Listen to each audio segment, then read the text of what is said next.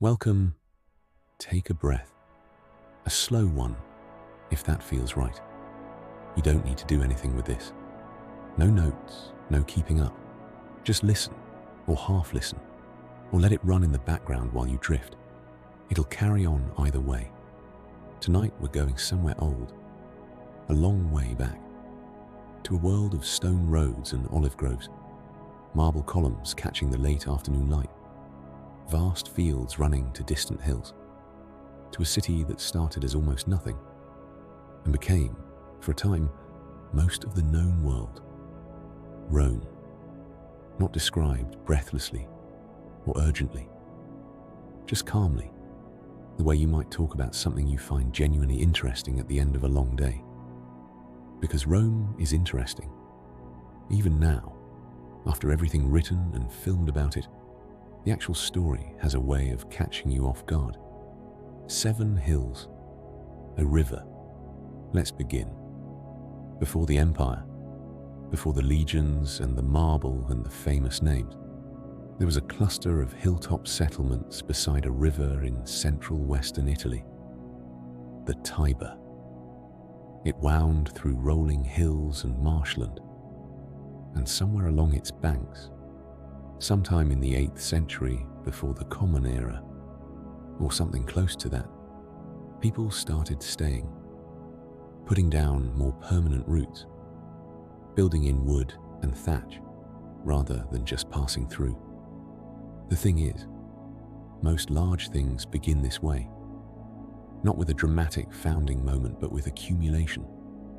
Someone picks a hillside because it's defensible. Someone else settles nearby because there's already a community there. A path gets worn between 2 clusters of huts, then another path, then, eventually, a road. The Romans preferred a better story. They spoke of Romulus, who drew a line in the earth and declared a city would rise here. They gave this a date, 753, before the Common Era. It's a satisfying myth. It gives the city intention and authority, both of which cities want.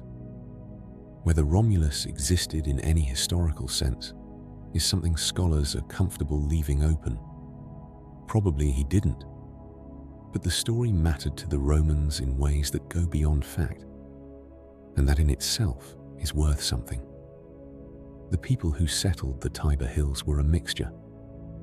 Latin tribes who'd been in the region for generations, nearby Sabines, possibly others whose origins are harder to trace. Over time, they traded, intermarried, quarreled, and gradually became something that could be called a single community. Homes of wood and thatch on shared hilltops, fires in the evening. Nothing about it looked like the future of Western civilization. The earliest Rome was a kingdom. 7 kings, tradition says, from the founding until around 509 before the Common Era. Their names come down through legend and the writing of much later historians.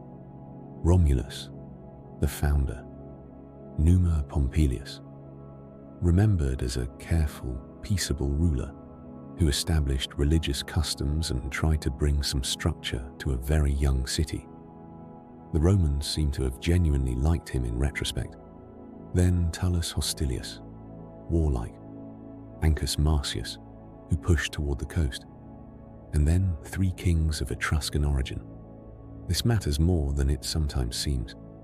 The Etruscans were a sophisticated civilization to the north, skilled builders, traders, craftspeople, whose presence in early Rome left marks on everything from drainage systems to religious ritual. Under Tarquinius Priscus, the first of these 3, the city started to look like an actual city rather than a large village.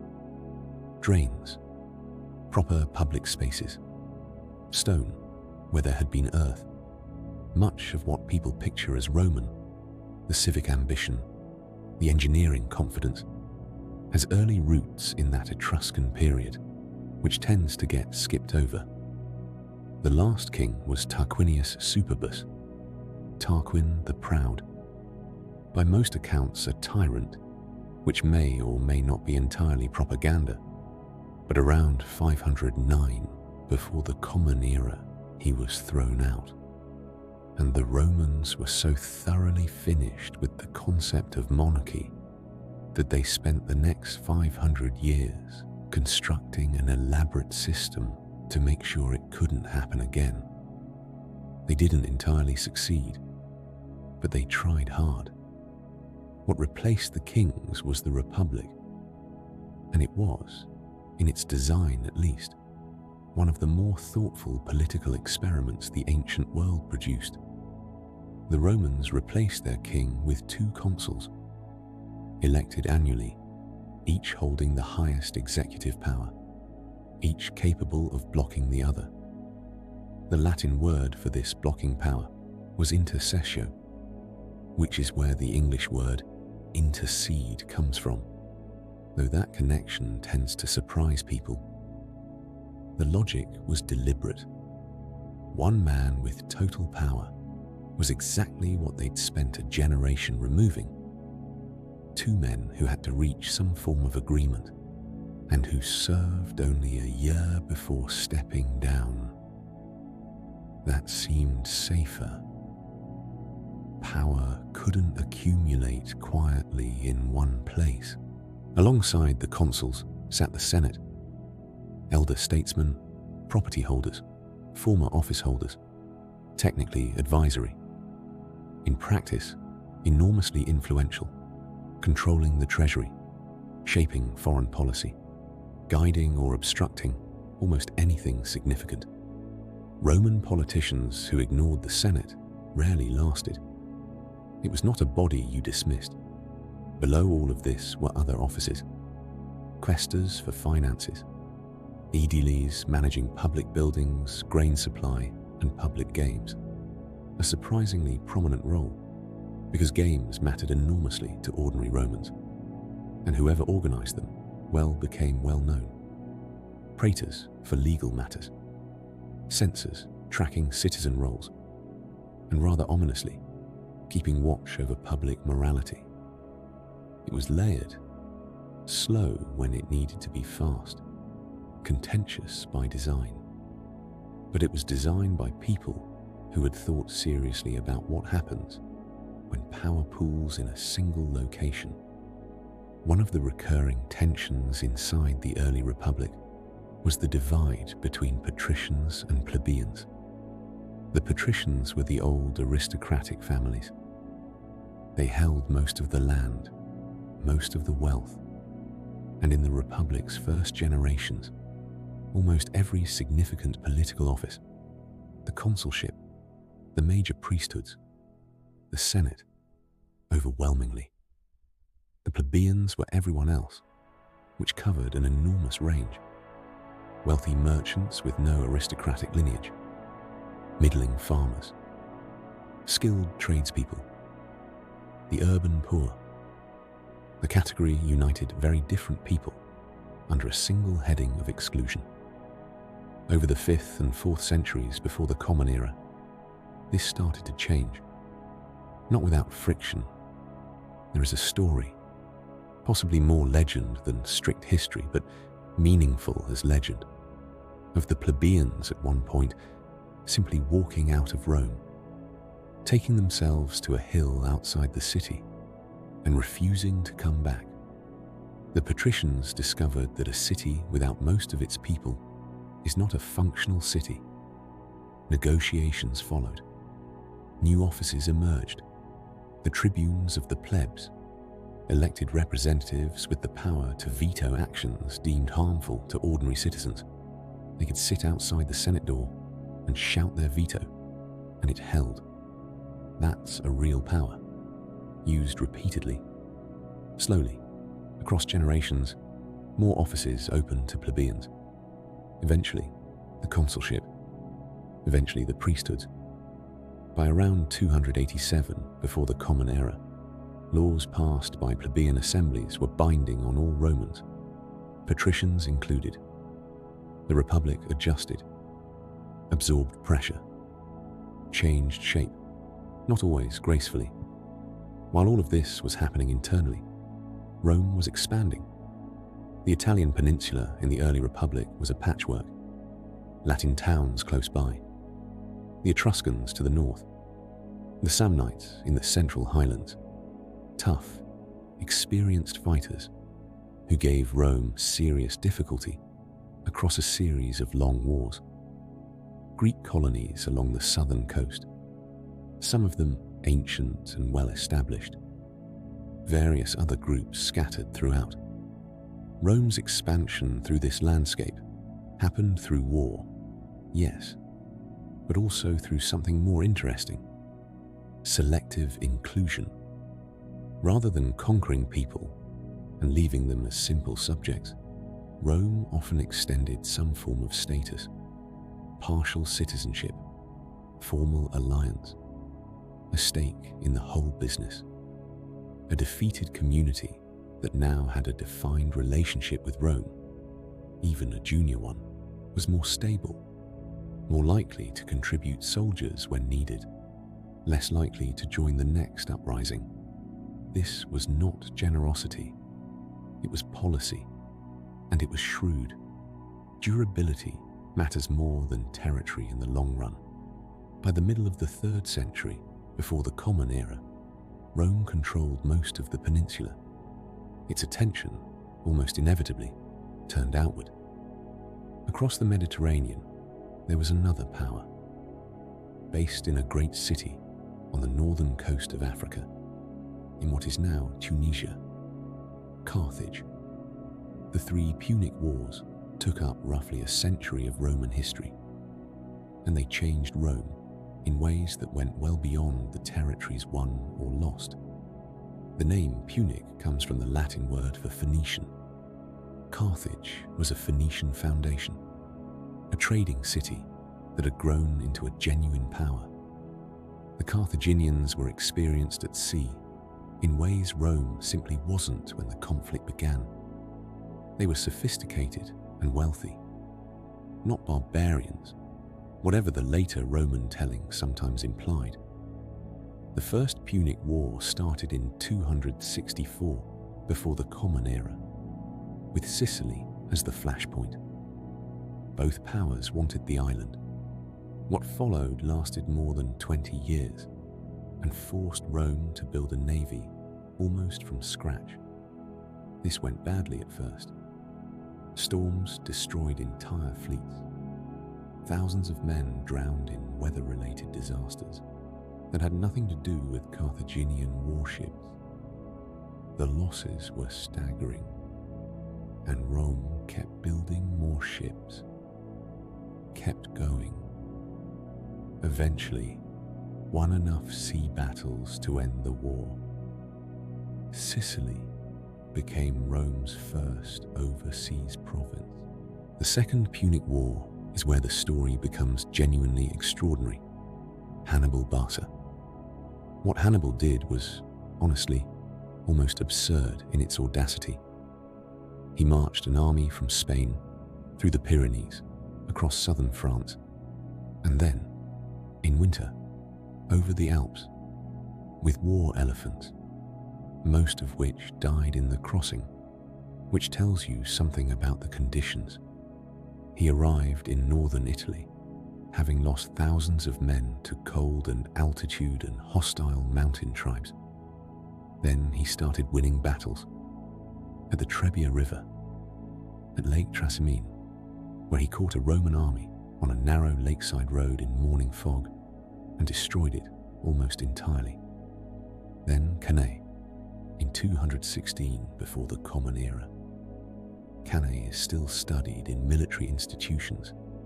Hannibal encircled and effectively annihilated a Roman force of somewhere between 60 and 70,000 men. The exact count remains debated, but the scale is not. The dead included senators and former consuls. Men of the highest rank lay on the field at Cannae. Rome did not send peace envoys. The Senate met, new armies were raised. The war continued, which, when you stop to think about it, is remarkable. It ground on for years, the fighting shifting to Spain, eventually to Africa itself.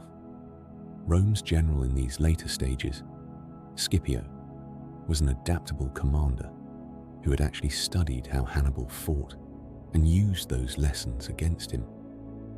At Zama in 202, Hannibal was defeated. Carthage was finished as a major power. Rome came out of the whole ordeal with something that's difficult to measure, a kind of confidence in its own capacity to absorb catastrophe and continue. That quality would matter again. The Third Punic War, a generation later, was lopsided.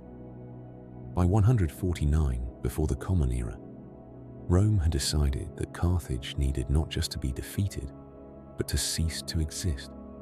After 3 years of siege, the city was taken and demolished, its people enslaved or scattered. Rome now held much of the Western Mediterranean. Simultaneously, it was pushing east into the territories left by Alexander the Great's successors: Greece, Asia Minor, the Levant.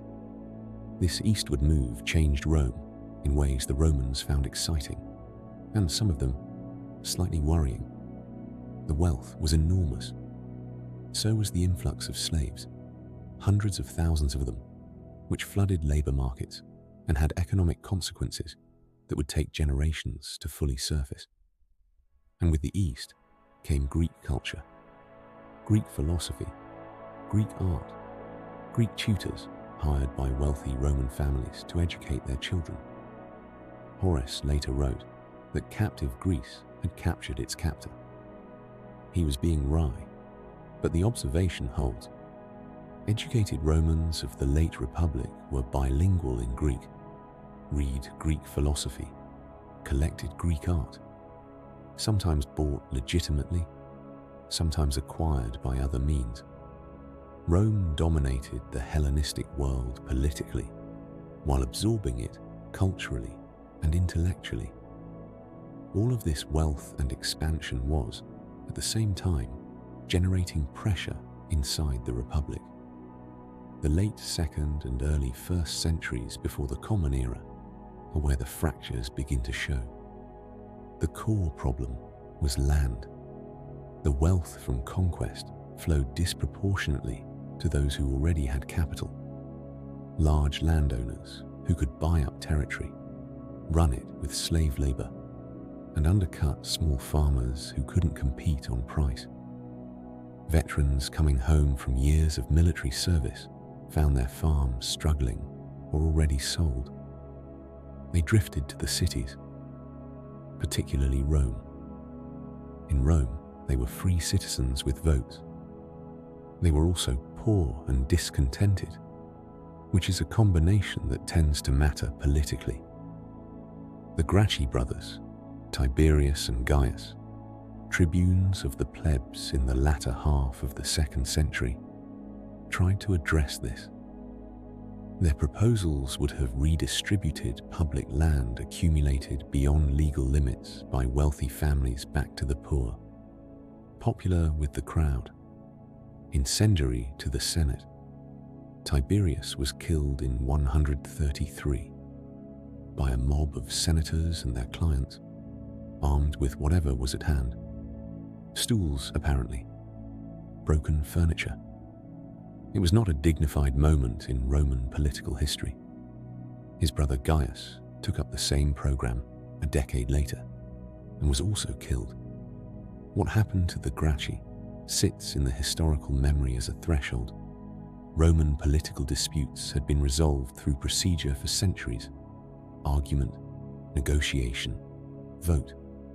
After 133, violence was in the toolkit. Once it was in there, it proved very difficult to remove. A general named Marius. He came from outside the aristocracy, a novus homo, a new man, in Roman terminology. He won the consulship, which was unusual for someone of his background, and served in it multiple times, which was almost without precedent. he was a capable soldier, and he made changes to the legions that seemed administrative at the time and turned out to matter enormously. Among other things, he dropped the property requirement for military service. Previously, a Roman soldier was expected to equip himself, which meant you needed some resources to serve. Marius opened the ranks to the landless poor. On the surface, practical. An army is an army. The effect was deeper. A soldier with no farm to return to, no property, no prospects outside the military. His loyalty was not to Rome in the abstract.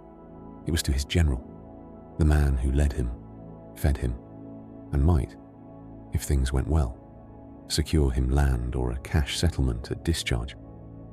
The legions began, gradually, to attach themselves to individual commanders rather than to the state. This shift didn't produce its consequences all at once. It was the kind of change you could watch for years without quite seeing it happen, and then look up one day and find the landscape entirely different. Sulla, an aristocrat, a hard, precise, calculating man. In the political turbulence of the early 1st century, before the Common Era, he did something that had no precedent in Roman history. He marched his legions on Rome, not as an outside invader, as a Roman general, leading his own soldiers into the streets of his own city to resolve a political dispute in his favor. He'd been denied a military command he considered rightfully his, so he went and took it. He did this twice. The second time, in 82 before the Common Era, he took the city entirely. He was named dictator, a genuine constitutional office, intended for emergencies, with a term of 6 months. Sulla's version was different in scale.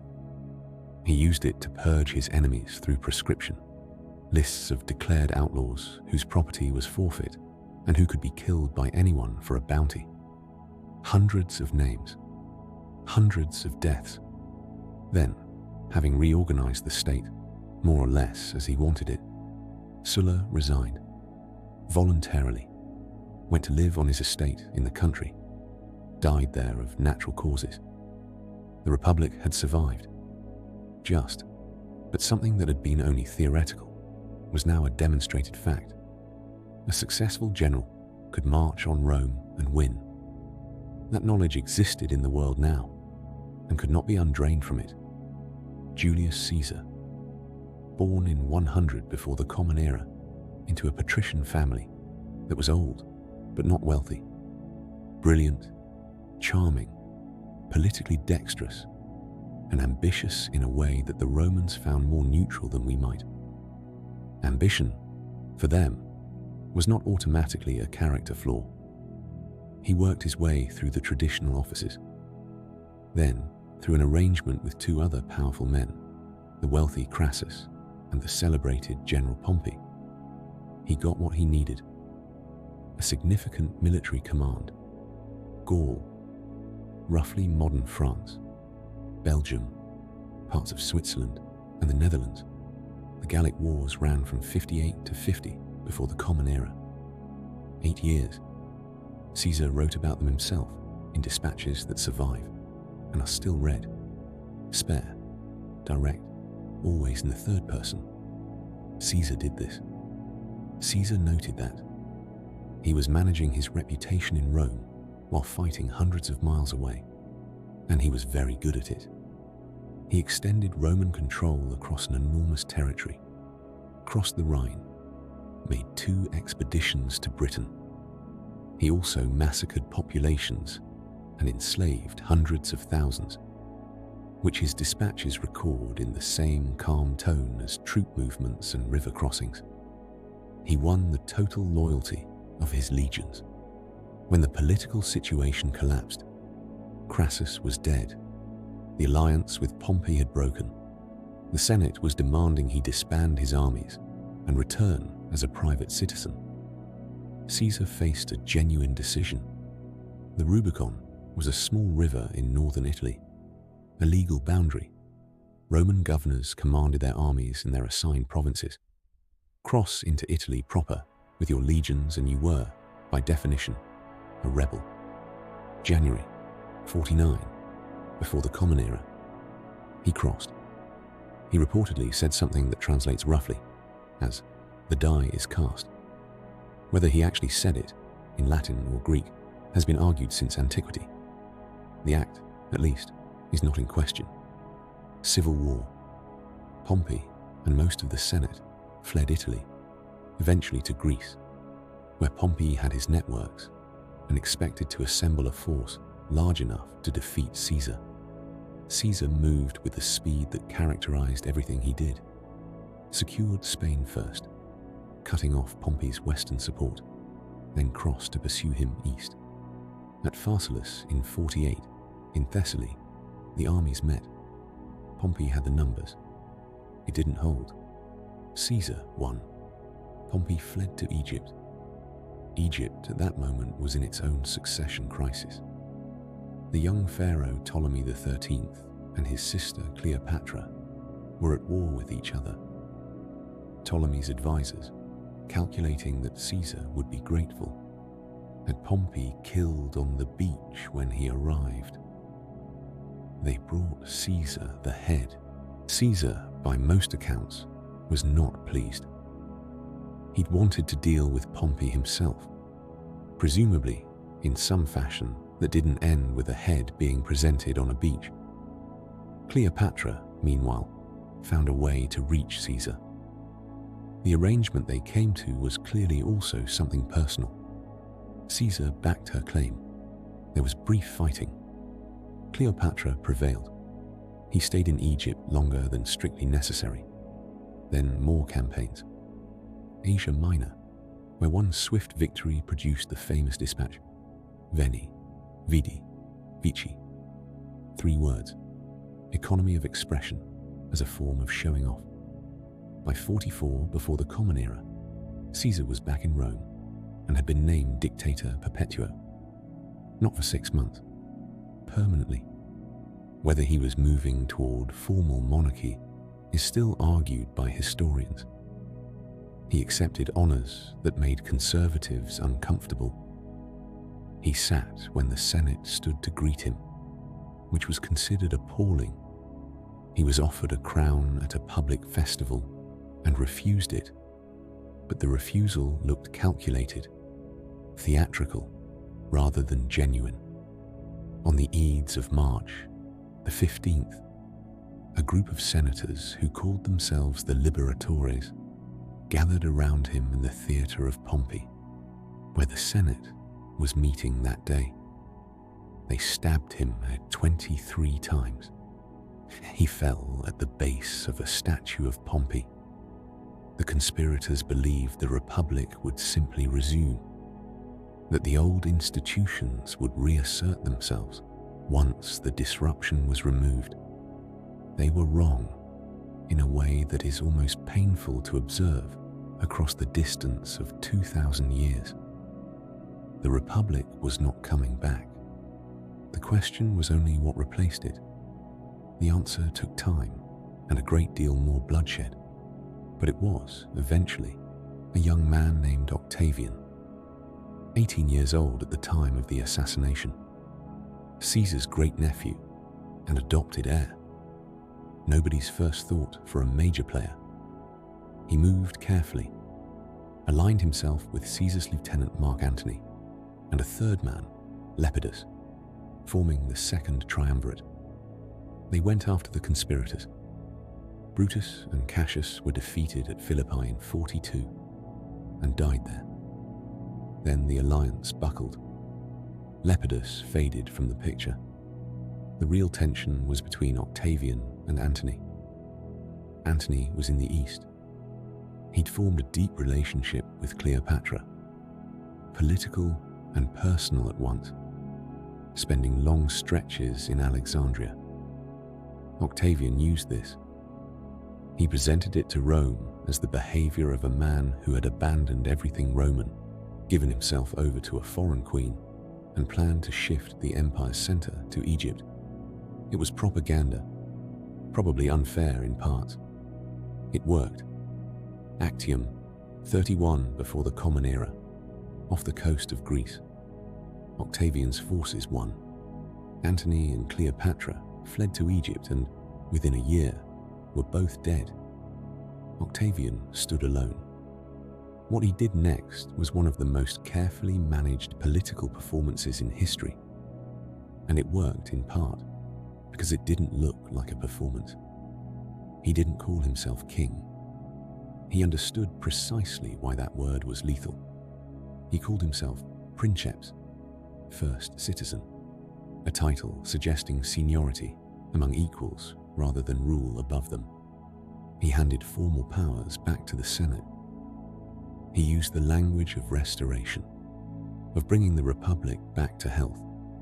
The Senate kept meeting, kept passing legislation, kept electing its officers. But Octavian held the armies. He held the provinces where those armies were stationed. He accumulated powers that no republican institution had been built to hold in a single person. The forms of the old order were preserved. The substance had moved entirely. In 27 before the Common Era, the Senate gave him a new title, Augustus, a word carrying religious weight, suggesting something revered. It suited him. He became Augustus Caesar. Rome had become an empire, without anyone formally announcing it. His reign lasted over 40 years. After a generation of civil war, that alone was extraordinary. Romans who had grown up knowing nothing but conflict could now grow old in something approaching stability. The poetry of this period is still read. Virgil's Aeneid, a vast, stately epic tracing Rome's origins through the Trojan hero Aeneas, written with Augustus's clear encouragement, is a piece of political art as much as literature, and a serious one. Horace, whose shorter poems have a warmth and precision that feels oddly immediate. Ovid, playful and quick, who was eventually exiled by Augustus for reasons that remain somewhat unclear. The limits of the new order, demonstrated quietly. The building program transformed the city center. New temples, new forums, the Arapacis, with its exquisite carved stone reliefs, showing a procession of the imperial family in idealized calm. There was one serious disaster. In 9 of the Common Era, 3 Roman legions under the general Varus walked into an ambush in a forested region in what is now Germany, the Teutoburg Forest, and were essentially destroyed. A Germanic coalition led by Arminius, a man who had himself served in the Roman army and understood how it fought, surrounded them on a narrow track through dense woodland and killed nearly 20,000 men over 3 days. Augustus reportedly walked through his palace for days afterwards, calling out, "Varus, give me back my legions." The Rhine became the permanent northern limit. The forests beyond stayed beyond Rome's reach, one of the few losses that never reversed itself. When Augustus died in 14 of the Common Era, aged 75, he left a system, not a perfect one, built around his own position in ways that would create difficulties for his successors. But it held. After Augustus came the Julio-Claudian dynasty, 4 emperors across the 1st century of the Common Era: Tiberius, Caligula, Claudius, Nero. These names carry a certain weight, and the reality of each is more complicated than the legend that formed around them. Tiberius was Augustus's stepson, capable, experienced, with a genuinely difficult personality, suspicious, increasingly remote. He spent the last decade of his reign on the island of Capri, governing from a distance, while a man named Sejanus accumulated influence in Rome, until Tiberius, from Capri, had Sejanus destroyed. The logistics of running an empire by letter from an island, while simultaneously orchestrating the downfall of the man running it in your name. It's an odd picture. Caligula's early months were welcomed, young, accessible, seemingly less grim than Tiberius. Something went wrong. Illness, perhaps, or the particular effect of absolute power on a character that wasn't built to handle it, or something else entirely. His behavior became alarming enough that members of his own Praetorian Guard killed him after less than 4 years. Claudius was chosen in something of a hurry after the assassination by the Guard, who needed an emperor immediately. He was a member of the imperial family who had spent most of his life overlooked. He walked with a limp, had a stammer, didn't project the authority expected of a ruler, and had been passed over accordingly. He turned out to be considerably more competent than anticipated. Britain was invaded and incorporated under his reign in 43 of the Common Era.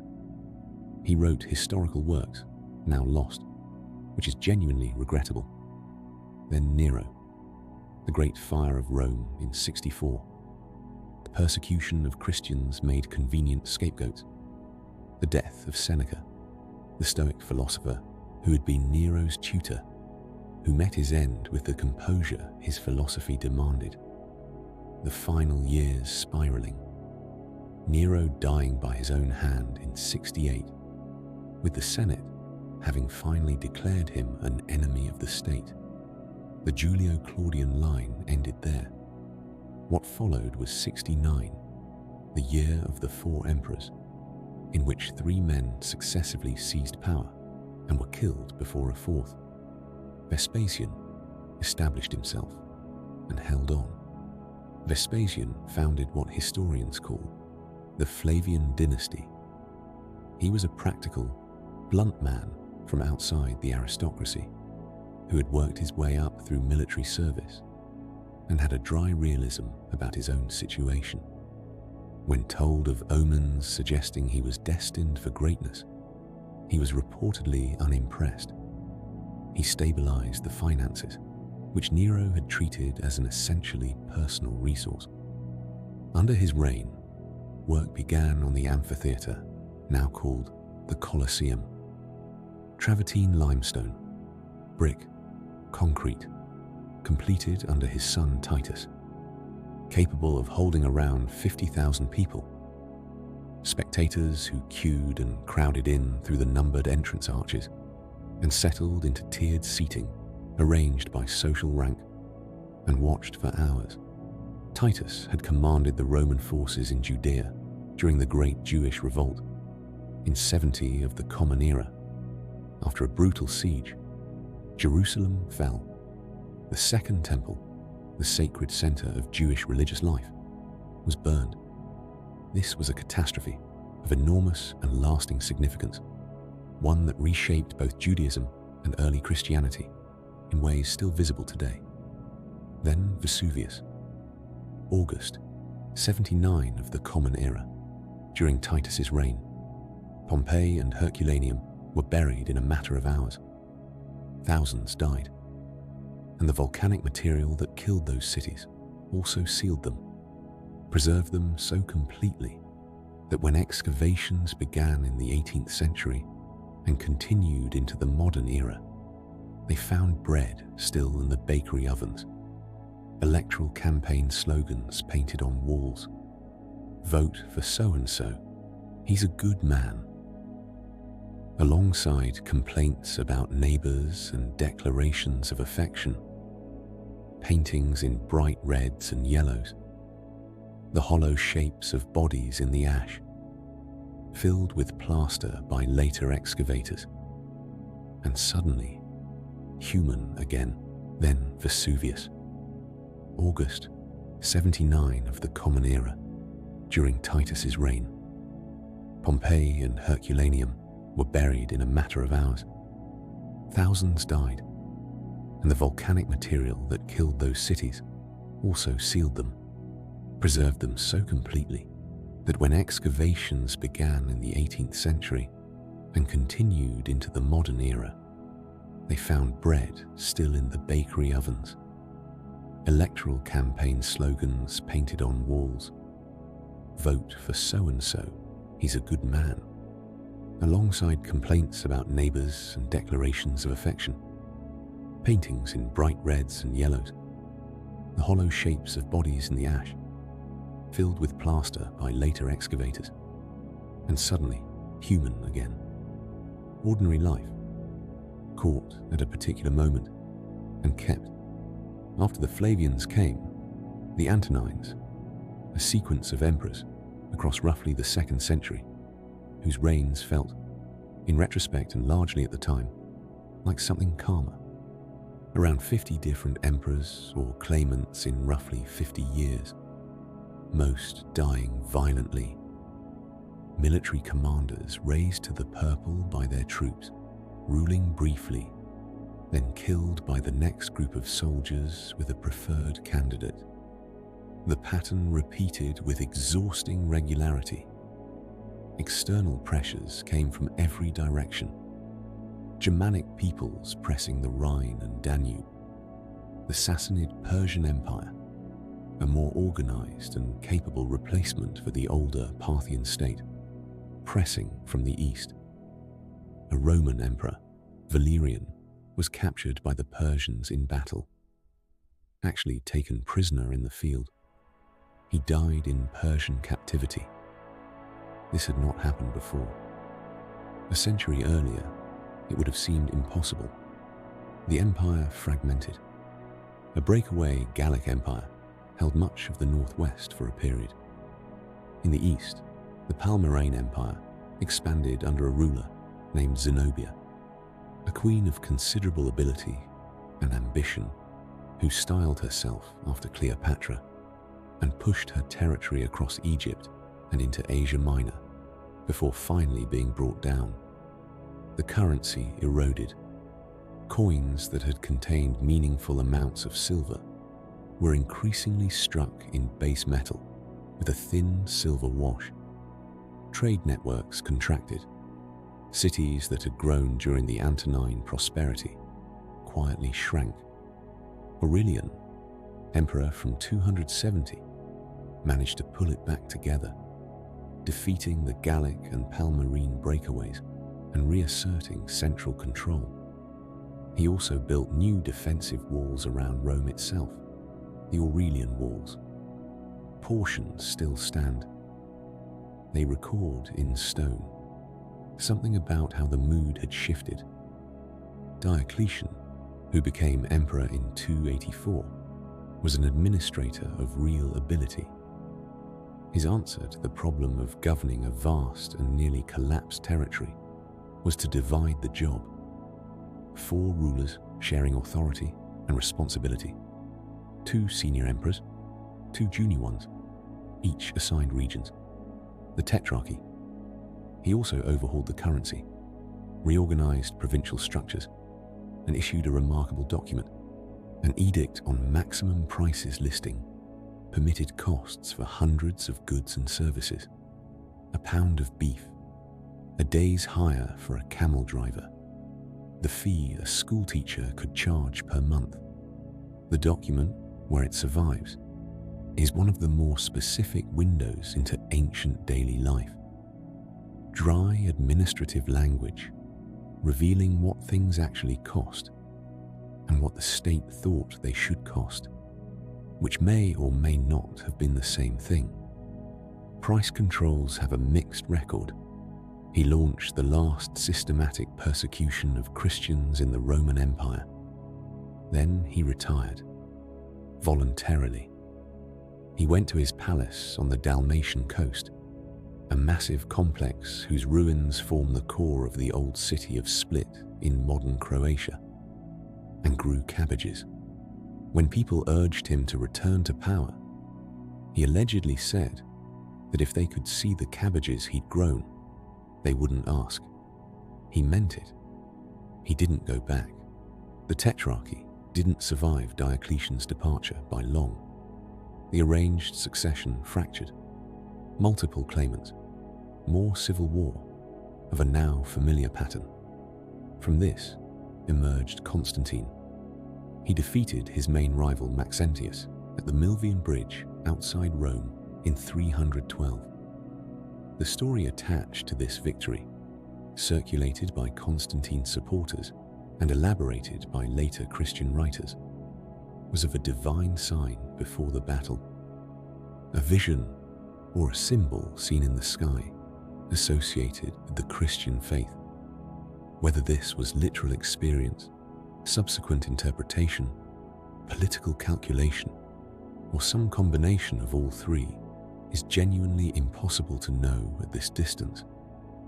Probably, as with most things about Constantine, the answer involves more than one of those. What followed is not in dispute.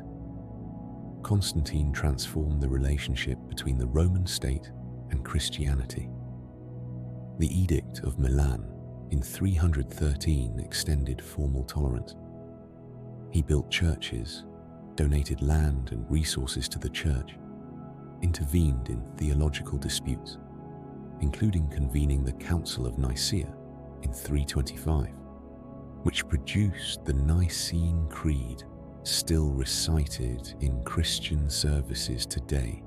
Within a single reign, Christianity went from a persecuted minority faith to the favored religion of the most powerful institution in the Western world. The significance of this for the following 15 centuries of history is difficult to overstate. Constantine also moved the capital to a city built on the site of ancient Byzantium, at the point where Europe and Asia meet, where the Bosphorus connects the Black Sea to the Sea of Marmara. He called it Constantinople. Today it is Istanbul. The decision to establish a new capital in the east reflected where the empire's actual weight had shifted, toward the wealthier, more densely populated eastern provinces. Julian became emperor in 361 and reigned until 363. He was Constantine's nephew. He had grown up entirely within a Christian court and was, personally, drawn back toward the older Greco-Roman religious traditions. The gods, the philosophical schools, the ritual life that Christianity was displacing. When he became emperor, he tried to reverse the direction. He didn't actively persecute Christians. Actually, he withdrew privileges and put the old religions back on equal footing, and then some. He rebuilt pagan temples. He wrote philosophical defenses of the traditional religion at some length. He appears to have been sincere about this, not merely posturing. His effort ended when he did. He was killed in battle against the Persians in 363, aged 31. His successors returned to Christianity, and his reversal was quickly undone. He's called Julian the Apostate by most Christian sources. Whether you read him as a reactionary or a defender of a disappearing world probably says something about your own inclinations as much as his. By the time Theodosius I died in 395, Christianity was the official religion of the state, and the older practices were increasingly illegal. Ancient temples were closed and sometimes demolished, statues destroyed. Practices that had been woven into Mediterranean life for 1,000 years stopped being permissible within a single human lifetime. When Theodosius died, he divided the empire between his two sons. Arcadius took the east, Honorius took the west. This division proved more lasting than any previous one. The 5th century in the West is the century of contraction. Germanic peoples who had been in contact with Rome for generations, as traders, as military recruits, sometimes as enemies, moved into the empire in increasing numbers and increasingly on their own terms. The boundary between invited ally and uninvited arrival blurred considerably. Many of these people were Christian. Many spoke Latin. The categories that Roman writers sometimes used to distinguish them were less clean than the writing implied. In 410, something occurred that shocked the Roman world. Rome was sacked. The Visigoths, under Alaric, entered the city. They were there for 3 days. They took gold, silver, silk, and whatever else they could carry. Then they left. The city had not been entered by a hostile force in 800 years. For people across the empire and throughout the Christian world, Rome was by now deeply identified with Christian civilization. It was traumatic far beyond the physical damage, which was significant but not total. Buildings still stood. The population remained. But something had been punctured. St. Augustine, writing in North Africa in the years that followed, addressed this directly in his enormous work, The City of God. It was partly a response to those who blamed Christianity for the disaster. The argument being that Rome had abandoned its protective gods. Augustine's counter was that the earthly city and the heavenly city were distinct things, and the fate of one said nothing definitive about the other. It was a significant theological move, and it shaped how Christianity understood its relationship to political power for a long time afterward. The following decades saw Western provinces slip away one by one. Britain around 410, the legions withdrawn for use elsewhere. North Africa taken by the Vandals in the 420s and 430s. Spain fragmented. Gaul divided through a combination of settlement and negotiation. Western emperors became increasingly figurehead figures, real power held by military commanders, often of Germanic background, who operated in their name. In 476, a Germanic leader named Odoacer deposed the last Western emperor. His name was Romulus Augustulus.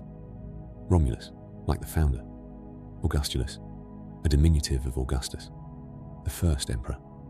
Both founding names diminished in the person of the last. He was a teenager with no real power. Odoacer simply set him aside, gave him a pension, and sent him to a villa in southern Italy, where he apparently lived quietly and disappears from the record. Odoacer sent the imperial regalia to Constantinople. There was, he noted, no need for a separate Western emperor. One was enough. 476 is the conventional date for the fall of the Western Roman Empire. From inside it, it would not have felt like a fall. It felt like another administrative adjustment. The empire had been changing for 2 centuries. It kept changing. The Eastern Roman Empire continued for nearly 1,000 years more. The thing we call the fall of Rome in 476 had an Eastern continuation that lasted until 1453, nearly a millennium.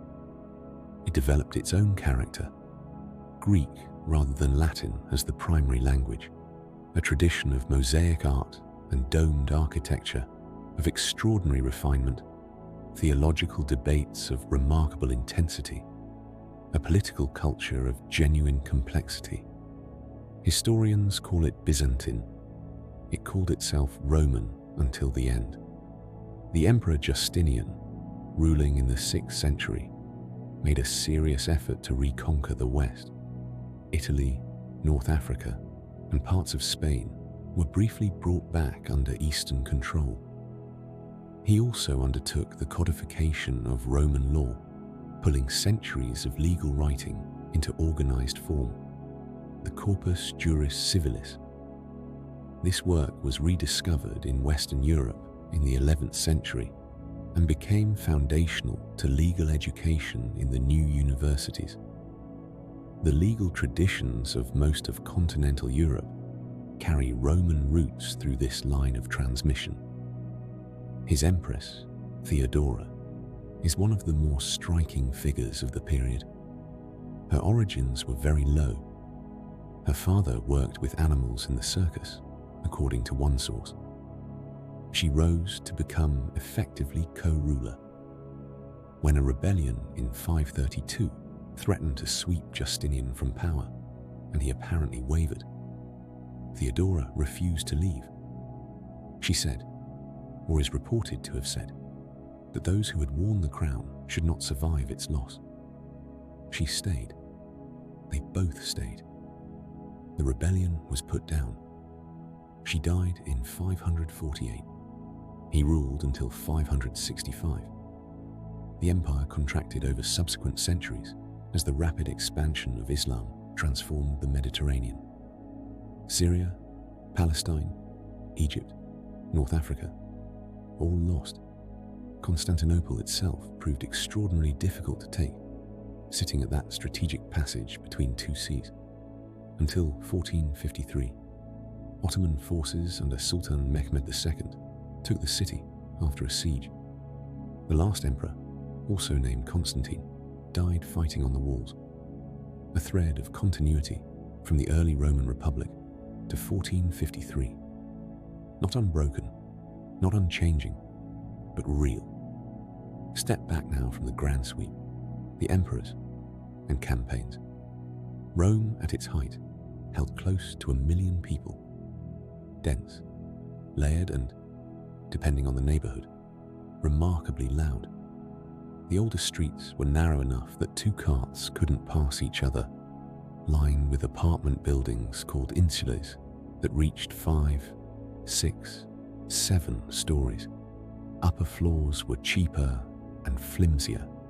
Fires were a regular occurrence in a city built largely of wood, closely packed. Buildings occasionally collapsed. Fire brigades existed and were kept busy. The wealthy lived differently. Townhouses, the domus, arranged around open interior courtyards. Gardens, painted walls, mosaic floors. Rooms for receiving visitors. Cool in summer, when the shutters were closed against the afternoon heat. Water arrived via aqueducts, some of them stretching 40 or 50 miles from source springs in the surrounding hills. It fed public fountains scattered through the city, the bath complexes, and the homes of those wealthy enough to have private connections. Most ordinary people went to the fountain, filled their jars, and carried them home. Every day. The baths, the thermae, were a social institution as much as a hygienic one. The larger complexes were vast. Exercise halls, changing rooms, cold pools and warm pools and hot rooms, gardens, libraries, small shops. Entry was cheap or sometimes free, and the clientele was genuinely mixed. A senator and a freed slave might end up sweating in the same room. You could spend most of a day in a good bath complex, and many people did, talking, conducting small pieces of business, watching others, being watched. The main meal of the day came in the early evening, the cena. For those who could afford it, this extended for hours. Guests reclining on couches around a low table, courses arriving, wine flowing throughout, always watered. Drinking wine undiluted was considered a sign of poor character, and Romans seem to have genuinely found the habit of various northern peoples alarming. Music from hired musicians, garum on almost everything, that fermented fish sauce that appeared at every social level, from the expensive, almost translucent finest grades to the cheaper, more assertive versions used in ordinary cooking. The smell of the cheaper grades was apparently something you either grew up with or found overwhelming.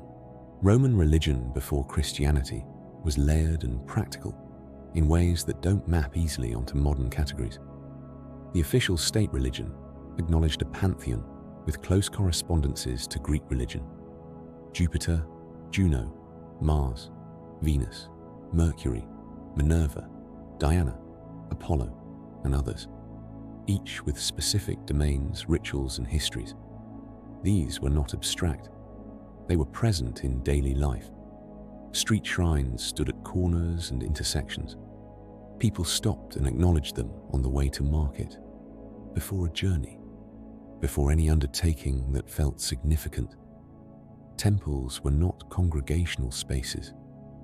The main ritual happened outside, at the altar in front of the building.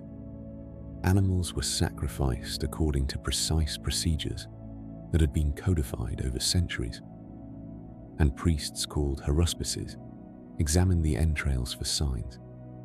This sounds strange now, but it was a skilled practice, rule-governed and carefully transmitted. The Romans treated it seriously, and that seriousness deserves to be taken at face value, even if we don't share the framework. Alongside the official religion, there was an enormous variety of personal and group practice. Mystery cults offering secret initiation and special knowledge. The cult of Isis, which spread throughout the Roman world with remarkable speed and reach. An Egyptian goddess attracting worshippers from Britain to the Persian border. Mithraic religion, practiced in underground rooms by groups of initiates, mostly soldiers for reasons that remain somewhat unclear. The cult of Cybele from Anatolia, which had practices that made even Romans uncomfortable. Christianity grew alongside all of this, quietly at first, in small communities in eastern cities, then spreading westward. The message drew people in for a combination of reasons. The promise of equality before God, regardless of social position. A genuine community that helped its members through illness and hard times. An explicit account of what death meant. Christians during plague years, and there were several, tended to stay and nurse the sick rather than flee, which generated goodwill and attention. By the time Constantine converted in the early 4th century, Christians were perhaps 10% of the empire's population, possibly more. Roman law is worth a few minutes of attention. What developed over centuries was a sophisticated body of principles covering property, contract, inheritance, injury, citizenship, and much else. It was embedded in a deeply unequal society. Slaves, women, and the poor were treated very differently under Roman law from freeborn male citizens. And that's not a small caveat. But within its inequalities, certain ideas took root that proved durable, that the same law should apply consistently, that evidence determines guilt rather than accusation, that there is a distinction between a proven fact and a claim, that legal procedures exist for reasons and should be followed. Justinian's 6th century codification gathered centuries of legal thought into organized form. When these texts were rediscovered in 11th century Europe, they became foundational, taught in the new universities at Bologna, Paris, and elsewhere, shaping the legal systems that followed. French law, Italian law, Spanish law, German law, all carry Roman roots. The line of transmission is real, even if winding. Latin started as the dialect of a city on the Tiber. It spread with Roman power until it was the language of administration, literature, and educated life across half the known world. When the political structures of the Western Empire collapsed, Latin didn't stop being spoken. People who were no longer Roman, in places that were no longer part of the empire, kept using it, in churches, in law courts, in daily life. And as they used it, it changed. The spoken Latin of Gaul drifted one way, Iberia another, the Italian peninsula a third, Romania, eventually cut off from the rest by subsequent migrations, another still. The result is what we call the Romance languages: French, Spanish, Portuguese, Italian, Romanian, Catalan, Latin's children, now different enough from their parent to be mutually unintelligible, but demonstrably descended from the same source. Unbroken spoken chains from the Roman period to now. English is not a Romance language, it's Germanic, but it carries enormous quantities of Latin through the Norman French that arrived with the conquest in 1066, through the learned vocabulary of the medieval church, through later scientific and scholarly borrowing. A substantial share of English vocabulary traces back to Latin in one way or another. Imagination, military, popular, conversation, natural, legal. These are Latin words. Worn smooth. The Roman road is one of those things that becomes more interesting the more closely you look at it. Somewhere between 50 and 80,000 miles of paved road throughout the empire, plus considerably more of lesser built track. Not the first roads. Roads existed long before Rome, but roads built with systematic engineering on a scale nobody had previously attempted. A properly built Roman road was layered, large foundation stones, smaller stones on top, then gravel or sand, then fitted surface stones slightly crowned so water drained to the sides. This kept them usable in wet weather, which was the point. The Romans were engineering for drainage in a period when most roads were mud tracks that became impassable after rain. The roads served the military first.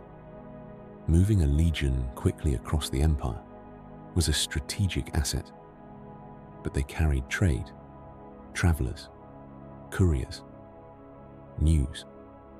The imperial postal system could move a message from one end of the empire to the other at speeds not matched in Europe again for well over 1,000 years after Rome's end. Many modern European roads follow routes that were originally Roman, not because the surface survived, mostly it didn't, but because the Romans chose lines through the landscape that made geographical sense, and later builders chose the same lines. The road between York and London, parts of the A2 in England, the old Watling Street. Routes chosen once tend to keep being chosen. The legions. For most of Roman history, they were among the most effective military organizations in the ancient world. Not unbeatable.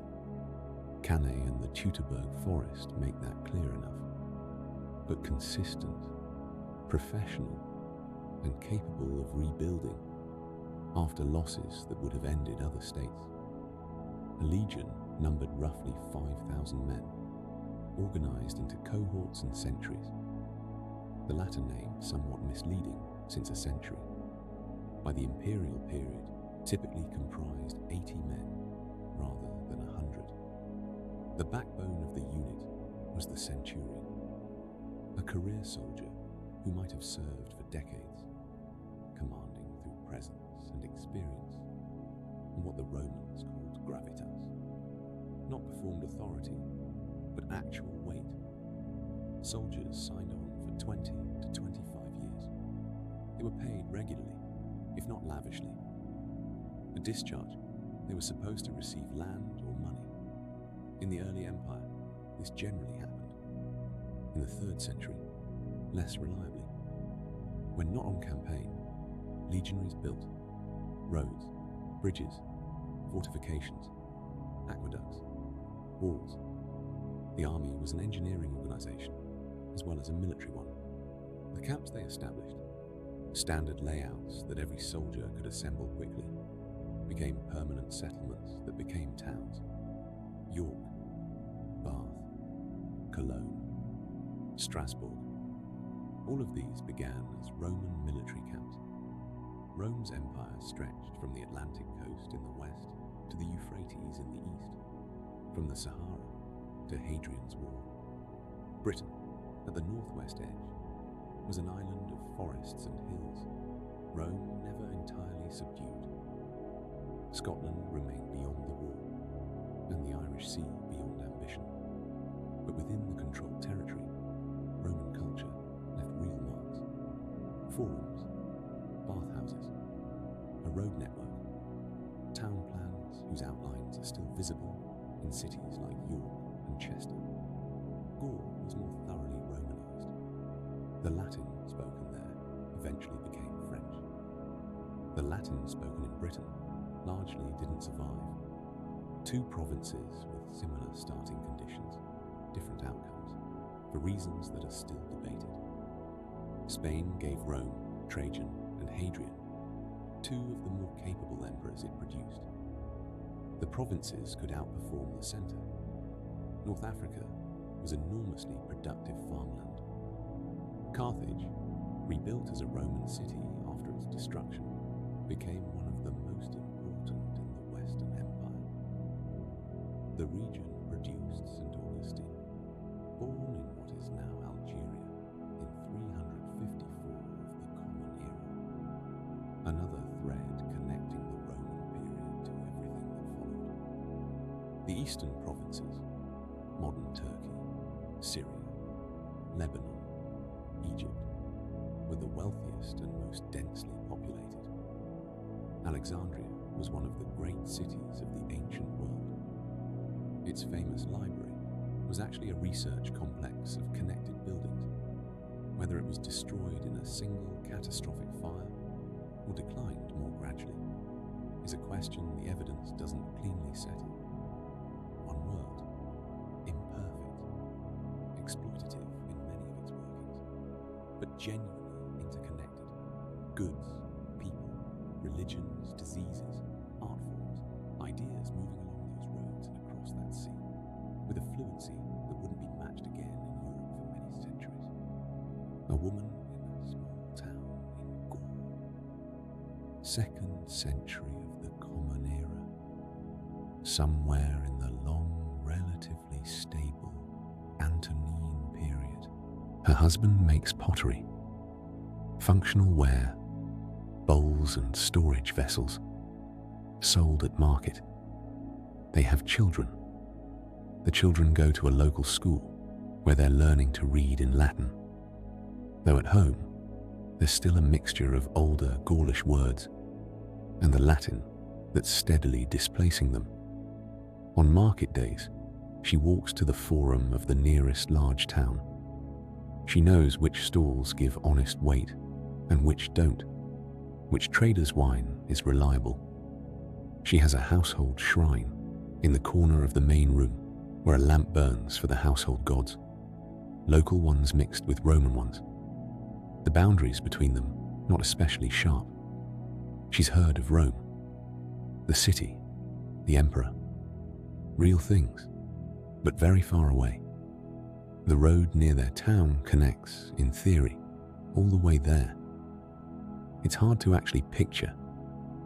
She doesn't know she's living through a period historians will later call stable and prosperous. You never know that from inside it. She knows the harvest came in reasonable. The children are well, and winter is not far off. A soldier on Hadrian's Wall. He's from somewhere along the Danube. His grandfather spoke no Latin. His great-grandfather had never encountered a Roman. He has been a Roman soldier for 12 years.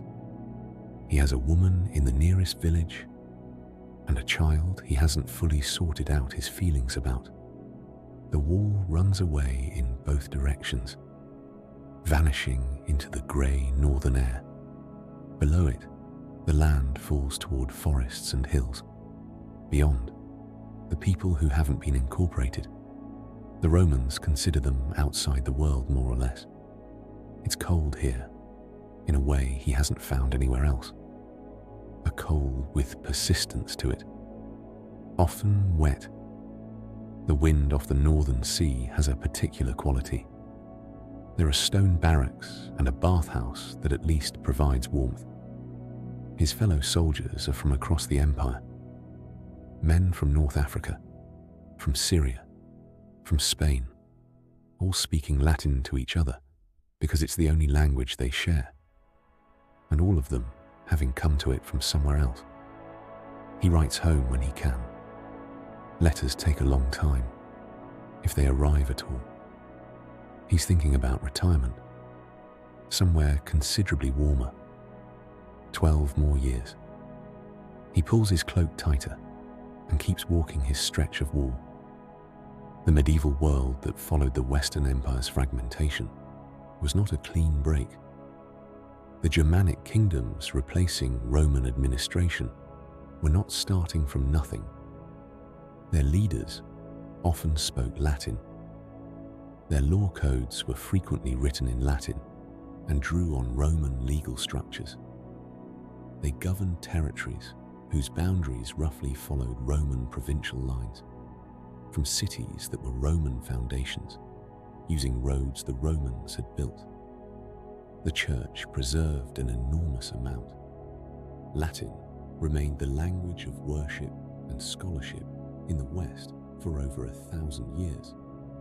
Monasteries copied Roman texts, not out of nostalgic antiquarianism, but because these were the texts available, and literacy meant engaging with them. Monks in Ireland and northern England and southern France sat in cold rooms and copied carefully.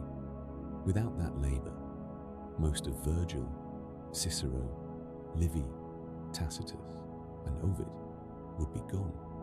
When Charlemagne was crowned in Rome on Christmas Day in 800, the ceremony explicitly invoked Roman imperial imagery. The Holy Roman Empire that eventually developed carried the Roman name for 1,000 years until Napoleon dissolved it in 1806. Rome was always there to be invoked, always available as a reference. The Renaissance was a more deliberate return. Scholars rediscovering Roman texts with genuine excitement. Cicero's letters, Lucretius's philosophical poem, Tacitus's sharp historical writing, and finding in them a world that seemed in certain respects more sophisticated than their own. Brunelleschi studied the Pantheon and the ruins of ancient structures in Rome to understand how domes and large spans had been achieved. He brought that back to Florence and built the dome of Santa Maria del Fiore. In a direct technical sense, a Roman structural understanding being applied in the 15th century. Machiavelli read Livy's History of the Roman Republic and wrote his discourses in response, a serious attempt to draw political lessons from Rome's experience. The American founders read Roman history carefully. Cicero, Polybius, Livy.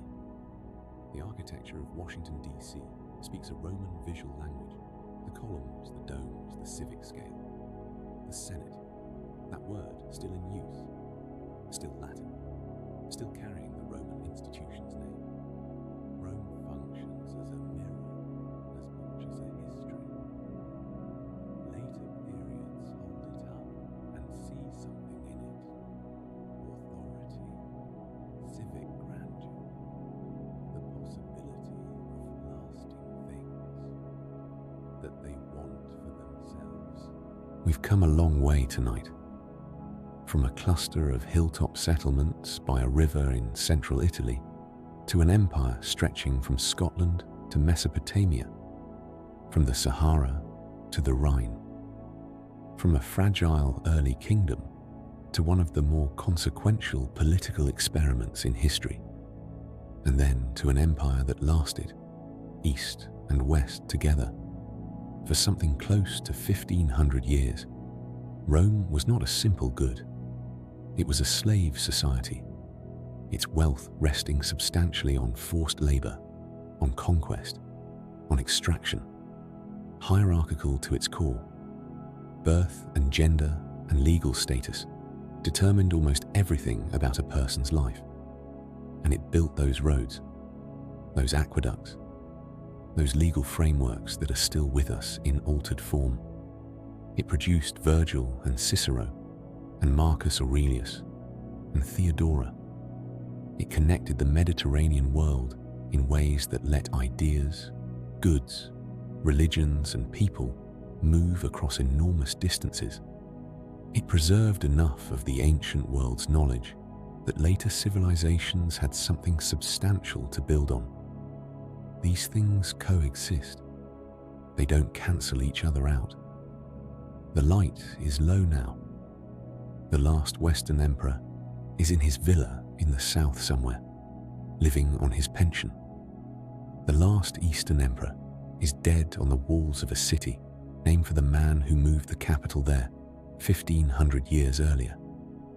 And Rome remains, in the roads under our roads, in the legal traditions that govern us, in the languages we speak and the words we think with, imagination, conversation, natural, legal, military, popular, in the calendar, in the idea of a senate, in the stones of Hadrian's Wall, still standing in the Northumberland wind, in the Pantheon, open to the sky after 2,000 years, in the Colosseum, enormous and slowly crumbling, and still there in the Roman evening, in the Meditations of Marcus Aurelius, written alone in a tent in Central Europe, kept and copied and read, still read by people who find in them something useful, something that reaches across the distance and says simply, I also found this difficult.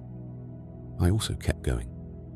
The olive groves in summer heat, the sound of Latin spoken quickly across a market square, bread in a bakery oven, the cool interior of a bathhouse, a small lamp burning at a household shrine, the soldier on the wall, pulling his cloak up against the wind, the woman in the courtyard, watching the sky move toward evening, the philosopher in the tent, writing to himself by lamplight, the child in a provincial town, learning letters in a language that wasn't his grandfather's, that will one day be his descendants, all of them alive in their particular moment, all of them connected through the long, slow accumulation of time to this one.